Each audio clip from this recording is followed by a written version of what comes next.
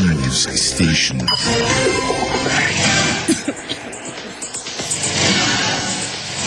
Bonsoir Axel. Bonsoir Mary-Jane, bonsoir à tous. Un point sur l'actualité. Le fameux Raj dans l'affaire Varma se dit prêt à donner sa version des faits si jamais le Central CID fait appel à lui. Son prénom, rappelez-vous, a été mentionné dans la déposition de Mario Jeannot comme étant le financier de Yatin Varma. Eh bien, ce n'est autre que Raj Ramracha, un homme d'affaires établi en Afrique du Sud. C'est sur le réseau social Facebook qu'il a répondu à nos sollicitations. Il est actuellement en Afrique du Sud et il nous a déclaré, je cite, « Je suis prêt à donner ma version des faits si jamais le CID fait appel à moi ». Il a d'ailleurs déjà retenu les services d'un avocat, ceux de maître Ashvin Ouzagir. 4 speed cameras de nouveau opérationnelles à partir de samedi prochain à minuit. Elles sont placées à la rue Swami Sivananda à Kurpip, à la rue Swami Sivananda toujours à Sadali, à la route Saint-Paul à Vakwai, sur la route de Phoenix menant à Bossonge. D'autres caméras en réparation seront réactivées dans les jours à venir. Super à la route Boundary à Rosehill ce matin, un homme de 73 ans, Sandra Gassen Mardamoutou, poignarde son épouse de 61 ans, Fatima Rani Sichoron Mardamoutou. Le couple qui a divorcé en 2008 occupait la même maison. Le suspect a été arrêté.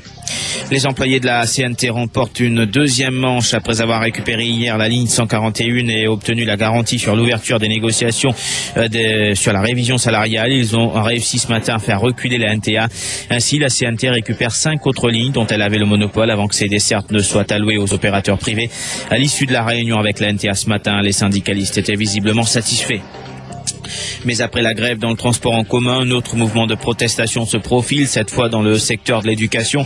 Une grève symbolique est annoncée pour le 5 juillet par le syndicat regroupant les enseignants du secondaire. Face à la presse ce matin, le PSI a déploré l'attitude du ministre Bonori face à ces revendications, notamment l'indiscipline dans les écoles et le manque de dialogue entre le syndicat et le ministre. L'indice du climat des affaires est en baisse de 4,5% durant le deuxième trimestre de cette année. Ce résultat prouve que Maurice connaît une période marquée par des incertitudes sans visibilité à long terme. C'est le constat de la Chambre de commerce et d'industrie de Maurice. Selon cette étude, 40% des entrepreneurs sondés prévoient une baisse de leurs investissements. Et concernant l'emploi, le bilan est mitigé. 17% des patrons pensent augmenter leurs effectifs, mais tout de même 16% comptent procéder à des licenciements. Et à l'étranger, l'ancien président sud-africain Nelson Mandela est dans un état très critique et tout peut arriver d'un instant à l'autre, a déclaré la fille aînée Makaziwe Mandela dans une interview pour le journal de midi de la radio publique SAFM. C'est la première fois que la famille évoque publiquement la perspective de la disparition du héros de la lutte anti-apartheid, icône mondiale de la réconciliation et père de la démocratie sud-africaine. Fin de ce flash, je vous retrouve à 20h.